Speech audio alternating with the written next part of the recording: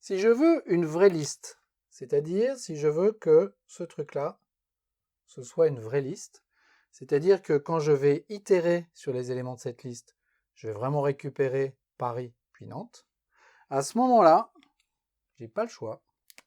J'ai besoin d'ajouter une colonne technique que je vais par exemple appeler index dans ma table pour enregistrer au moment de l'ajout que Paris a été rajouté avec l'index 0 et que Nantes a été rajouté avec l'index 1.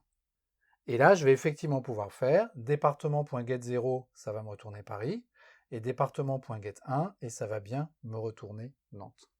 Et quand je vais faire mon get commune, bah là, le select, ça va pas être exactement le même. Ça va être select étoile from commune,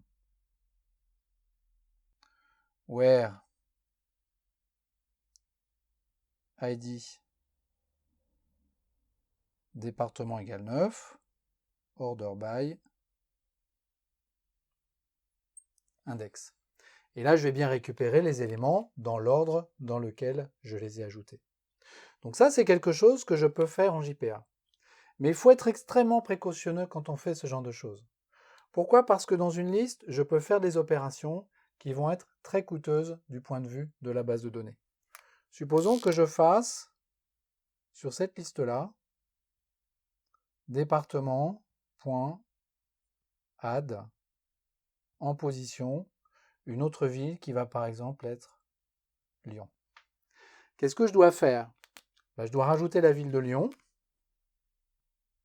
qui va être en position 14. Ça, je sais faire, ça va. Mais Lyon, je l'ai rajouté à la position 0. Donc il va falloir que je mette 0 ici, et puis que je mette cet index à jour qui va passer à la valeur 1, et que je mette cet autre index à jour qui va passer à la valeur 2. Donc en fait, ce n'est pas juste une insertion qui va partir en base quand je vais faire ça, c'est une insertion plus autant d'updates que j'ai d'éléments dans ma liste.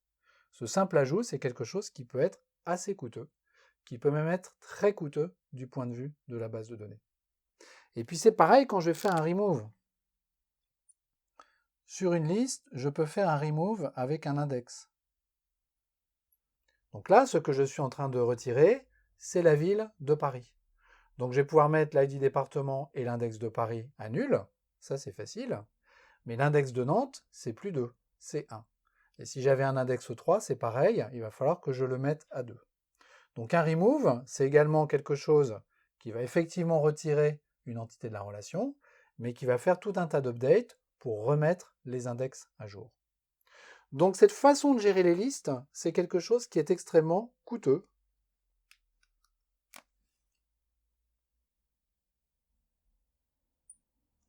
Et c'est quelque chose qu'en général on évite de faire parce que ce coût, il est trop important.